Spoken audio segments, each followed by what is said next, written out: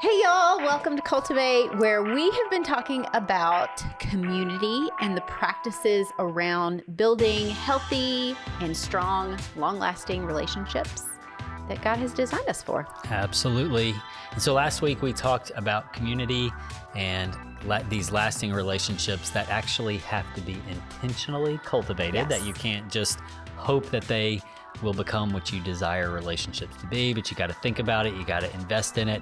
We offered up on the Cultivate site a little activity for everybody to map their relational world, and hopefully everybody was able to do that. Hopefully it made sense. Hopefully it made sense. And it was helpful. And if you haven't done it, you can go back onto the site and check that out and do it. It's a quick little exercise that I think will give you some good insights into the type of relationships that are going on in your life. Yeah, I think it will too.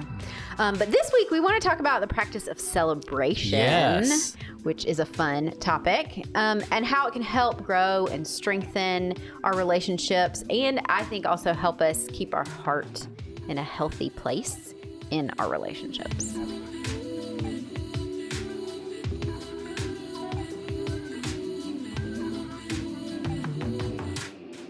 I think it's important to distinguish what we mean when we say celebration. Absolutely. I think I looked up the Webster definition of celebration is something along the lines of a social gathering to commemorate somebody or something. Okay. So that's not quite Not what we're thinking. really talking about. But that sounds great. It does, and it's great, and those We are should do wonderful. that. Parties, that's kind of more like a party, and parties are good. I like parties. But this is a little bit more of, there's a little bit more depth in what we're talking about. Right. A spiritual discipline that involves joy-filled remembrance and gratitude. That's good.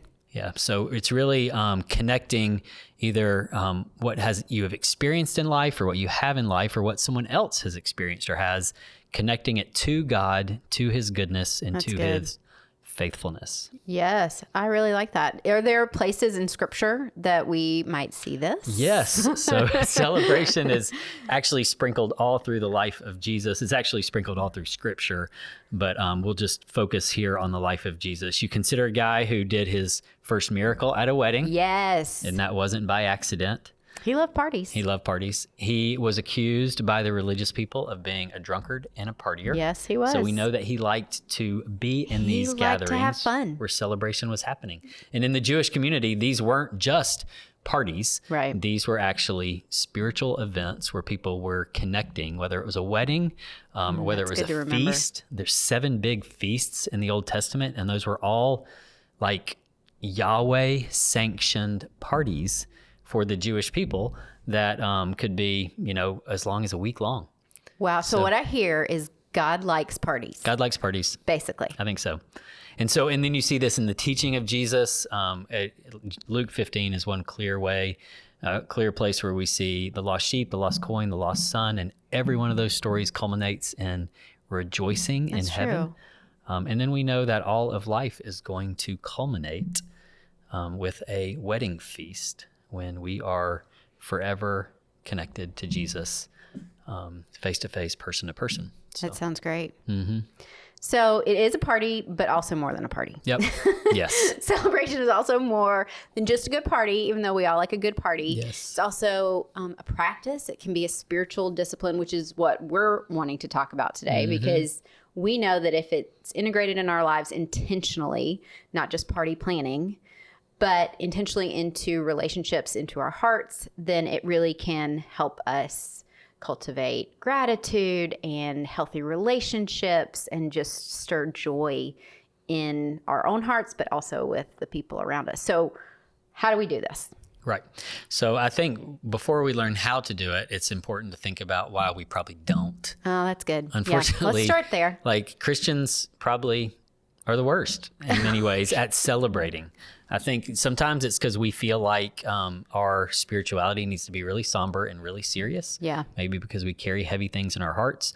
But recognizing there is a God who not only is defined by his joy, but then gives permission to his people to celebrate, I think is important. And I think one of the major things, we could talk a lot about the different barriers to celebration, Right. how you're made, how you're wired, your Personality. your understanding of spirituality, all that. But let's talk about relationships. Okay. What is the thing that hinders celebration in relationships? Comparison. Ooh. To me, that is Yes. the thing that hinders our ability to celebrate with others, because being able to celebrate with those you're in a relationship with is one of the best ways to build healthy, long-lasting bonds. Yeah. And that's true. oftentimes we can't do that because we get caught up in comparison. Yeah. So talk to me Yes. about comparison. Define it for us. Okay, so I like to look things up too. Comparison by definition, when I looked it up, it says means the consideration or estimate of similarities or dissimilarities between two things or people. So I immediately thought of right now we're looking for a car Yes. for our daughter, and we are doing Not extensive, any longer, actually, but yes, we have been. extensive comparison Yeah. of cars, of price points, of dealerships, of safety features. And it's good comparison to Right. compare these things and help us make the best decision. So Right. that would be like a good reason why you need to compare things. However, comparison, you can also apply that to people, right? And in some ways, I think it can be helpful. And in other ways, I think it can be dangerous. Yeah. Where I think it can be most helpful is when you're like trying to find your people, right? Like we're naturally made to want to connect with people that we want to connect with, right? Yep. Interests or, you're going after the same things or you're in the same clubs or groups or have the same passions in life, right? And so I think it's okay to kind of go, I don't know if comparison's the right word, Like but you're recognize- evaluating. and Yeah. recognize similarities. Yeah. Right, of course. So I think that's a healthy way to do it. But then I think there are other ways where it becomes too dangerous, right? Then we get into this place of leveling up and like where I fit. And then it can really like creep into our own hearts Yeah. and cause identity issues and all kinds of stuff. I mean, I think the easy ones are where comparison goes wrong. It creates judgment. It creates jealousy. It can inflame our pride. It can increase our shame. It can even lead to anxiety and depression. For sure.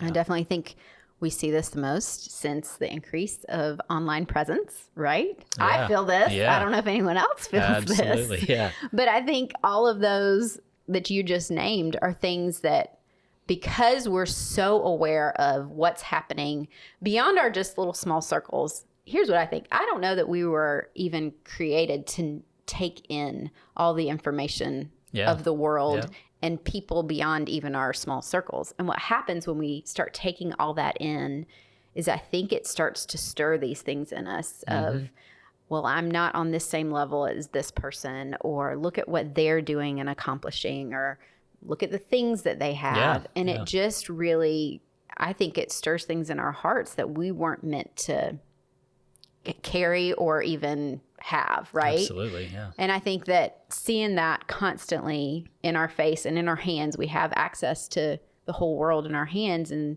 we can easily compare ourselves with anyone all the way across the world when our lives just look so much different. And I think it creates something in us that starts to divide people, right? And I think it's unhealthy because we're not actually in relationship with many of these people we're think we're interacting with, or we're reading about, or we're following. Right. We're not, as our kids say, IRL friends, right? And so I am comparing myself to someone that I may never meet, and it means actually nothing to my life. Yep. That's so true. And I think, what we're seeing from science, from psychology, is the impact that social media is having, especially on adolescent women, or young girls, So true. or young women, is it's most evident there. Yeah. And they're swimming in a world. If they're exposed to social media, the evidence is clear. 2 hours or more a day, increased chances, I think it's 60% increase of anxiety and depression. Yes. And so you see it really clearly there, but that doesn't mean that if you're not a 13-year-old girl, it doesn't affect you. It's Because true. for all of us, we're now swimming in this world of constantly comparing ourselves, measuring up. When you think about social media in general, the way it works, like you're wanting to follow people that you either look up to or you're interested in, or That's they have so true. something you can learn from. So automatically you're surrounding yourself, sometimes without even knowing it, with these people that you want to follow, right? Yep. So you want to some degree have what they have. Yep. You Or want be to like them. be who they are. Yes. And we often don't think about it in those terms, but when that gets into our hearts, it can really start to shape the way we interact with not just social media, but all kinds of people. I think that, yes, I agree. I think it can be good for us to be aware of all of that when we're on social media. I think it helps us to know our level of capacity. I know that's something we're trying to teach our kids, and maybe there are some boundaries around this. So how do we do this? If we know that these kind of pitfalls of social media can lead us down these damaging paths of comparison. And then what I think happens is not only are we cultivating this in our heart by when we scroll, but then it moves us into our real life relationships where we're still doing the same thing. So the practice actually becomes comparison, right? And instead we're trying to say, no, one of the ways we combat this is to celebrate. Yeah, that's a good thought. So how do you move from comparison to celebration, specifically in social media? Yeah, that's good. Question. How do we do that? I think for me, one of the best things I do is just take a break. Yep. And I learned this from another pastor who posted about it. So you can learn some things on social media. There's a lot to learn. There's a lot to learn. It's not all bad. But he said it's healthy to take a break 1 day a week, 1 week a month, and then 1 month a year. And for us, or at least for me, I'm not going to speak for you. I always am off social media for Sabbath. I think that helps me a ton to know every week I'm going to take a full 24-hour break from this input and what it might be doing in my heart. And then we just got back from sabbatical, and I took a whole month break, and I'm not going to lie, getting back on is kind of like, ooh, a little stinging. Yeah. Just because all these feelings, emotions, thoughts are creeping back in, and I'm now more aware of it, so I'm more careful as I get back on. So I think taking breaks really helps. What do you think the break does for you? I think a lot of things. I think it helps me refocus on the important things that I want input in, because I think when I just have a scroll, right, like I'm not actually choosing what is being put into my mind. It's just whatever happens to come up. I might be choosing who I'm following, but I don't know what they're going to post and share. And so it's actually just whatever they decide to share is like my input for the day. And when I take a break, it's me getting to choose, what am I putting in to my heart and head? Am I just spending time with the Lord? I'm really listening to his voice. I'm listening to just the people around me. I'm focusing on them. I think it helps me quiet the noise that I didn't choose, in a sense. Competing voices and all that. Yeah, it's good. Yeah. All right. Well, one of my kind of practices for social media. So I have a love-hate relationship with social media. I genuinely don't hate it. I do see great value in it, but I don't always love it either. And I have battled with where social media should fit in my life for a long time. And so a few years ago, something that helped me, I think, discover a healthy place actually has to do with the practice of celebration. And it is this, that I try to filter what I post through two things. Does it celebrate others, or does it encourage others? Oh, that's good. And so rather than posting things that celebrate me, which we all do, right? It's not Of a bad course, thing. of course, or posting things that encourage me, meaning like I'll feel better if I get a bunch of likes on this. Yes, which we do. I try to think, in what ways can I celebrate others with this platform? Posting about our family, posting about our kids, posting about you, posting about our church, posting about friends of ours or different accomplishments that I see happening in the world. Or is it encouraging others? That's good.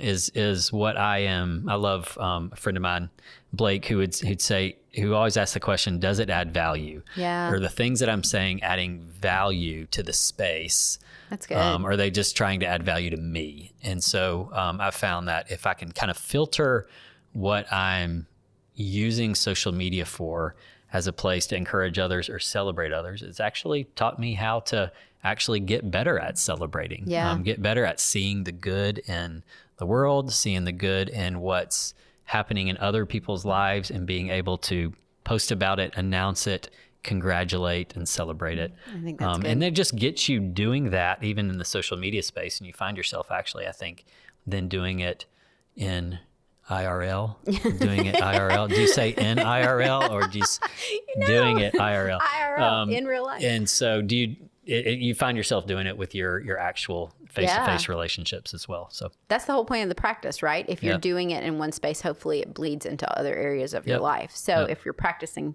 celebrating people, even in social media world, hopefully that's something that flows from your heart in the people in your real life. And all around you. I think another practice specifically for social media is just be careful who you follow. I know for me, I'll go on these like binges of like, okay, I need to follow all the people who who have cute houses and decorate like them. And then I'll start noticing that I'm comparing and getting very discouraged about our house, or I'm asking you to do a million things. You've done great with our house. And I'm trying to not want to completely redo everything. And I'll think, you know what, it's time for me to unfollow these people for a little bit. So going on a little unfollow kind of binge is clean up. Just a little social media cleanup is probably healthy every now and then when you can see what's happening in your heart. If you feel like you're starting to get critical of certain people, or maybe a certain type of person, or maybe it's critical of your own place of life, you're becoming jealous, like all those things we talked about, then clearing out some of the people you follow that probably are stirring that in your heart might be a helpful thing to do. Yeah, I think. That's good. And then the last thing I'd probably say is just in what you comment and how you comment. This seems pretty obvious and can be a soapbox for me, but just thinking like, am I commenting in ways that are celebrating? Am I commenting in ways that are releasing life out into the atmosphere, or am I being critical? Am I arguing? Am I starting to fight? Am I trying to tear somebody else down so that I feel better? Yeah. If you eliminate all those types of comments and really just focus on encouraging, celebratory, insightful, those types of things, I think you actually, again, it's just another way.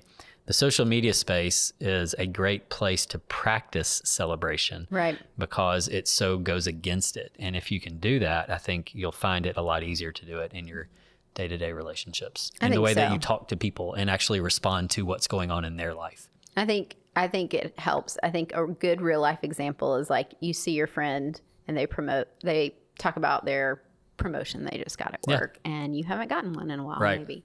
Yep. And you get the choice in that moment to comment, wow, congratulations, this is so great, and practice that, even though you might not feel it. Yeah. But trust that the more you learn to celebrate, the more, the next time you see that person, you'll be able to say, wow, congratulations. I saw you got that promotion. So proud of you. That's so awesome. I think it stirs something in our own hearts too, that I think we all need to. It keeps us reminding that everything, we don't always have control, right? Yeah. It's in the Lord's hands, and it cultivates joy in our hearts and thankfulness, even gratitude for the things we have, and trusting the Lord. So I think it helps combat a lot of things if we can celebrate. Absolutely. That's good. The ancient Israelites just were convinced when you see that, and you see this all through the Old Testament, that if anything, like in the midst of all their suffering, if God is anything, God is at least good. Yes. Like he's good and he's worth celebrating. And somewhere along the way, I think as followers of Jesus now 2,000 years later, we don't do that all that well. Yeah. and I think, the ability to break down some of the comparison and to highlight celebration in our lives is one step closer to really reflecting and declaring who God is and how he wants to operate in our lives. I think that's good. Thanks, y'all, for joining us in our conversation about celebration. This has been fun. Yep. And join us again next week when we talk more about how to cultivate healthy community with the people around us.